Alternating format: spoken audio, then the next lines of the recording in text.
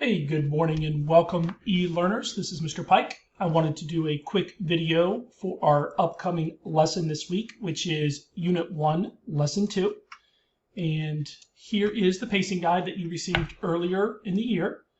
The Unit 1, Lesson 2 consists of 6 activities, and these are all due on the 8th of October.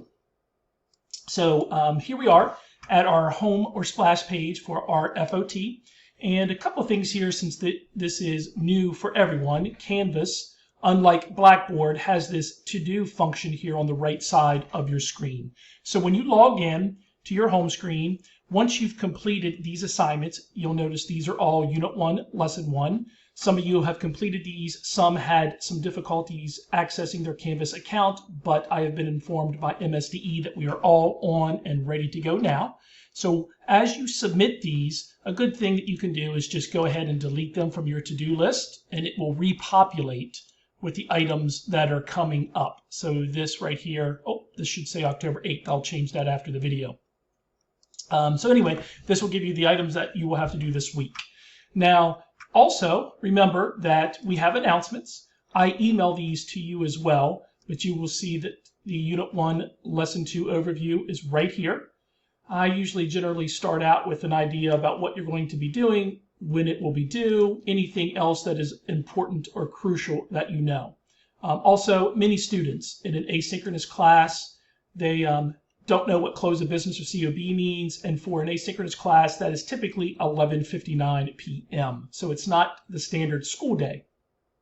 Also, when working with technology, at this point, you should probably come up or have a folder or something that you have saved, whatever your file saving management system is, so that you can help mitigate any potential technology issues down the road, such as internet connectivity or a missing assignment that doesn't necessarily go through on the Canvas LMS.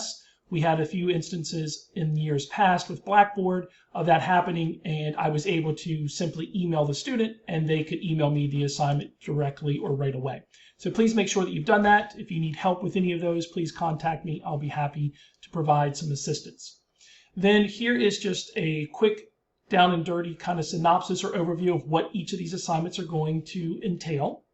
You're going to start out with a prior knowledge. This will check the Unit 1, Lesson 1. And you're just going to answer these questions to determine your current content knowledge. And so these prior knowledge checks are just 10 process points, and they're really completion grades. So do the best of your ability. If you have, they're typically multiple choice, and they may have 1 or 2 brief constructed response questions or BCRs. Fill those in, and you will earn your 10 points. Then you're going to have the what is Invention Innovation. This is a little discussion. You'll have an Enduring Ideas of Technology discussion board. You'll look at an example, which is the automobile, how it has evolved across time. Then you do an actual assignment, this little evolution of technology assignment. And also, please, I know it talks about doing these online platforms, but if you want to do a Sway, a Prezi, a Powtoon, an iVideo, whatever, any of those will work. And if you have any questions, please email me and let me know. And then you end the lesson with the only product grade, which is this Lesson 2 quiz. And again, these are multiple choice questions, and they also may have 1 or 2 BCRs. So how do you find that? Again, you'll go to your modules. And once you start going through the modules, the good thing about Canvas is it is a top-down approach. Don't forget, go ahead and close these out. So once you've done the introduction, close it out. And then during Unit 1, I have requested that they open up the option for us to close out Lesson 1. But until then, you'll just have to scroll down until you find Lesson 2, which is on Inventions and Innovations. And you can start at the top, and you can simply navigate by completing each page and then selecting the next function. So here's the prior knowledge, for example, and you'll hit here to take the quiz. When you're done, you can hit submit. I believe it's in the bottom right on Canvas. Once you're done there, you can go on to the next thing.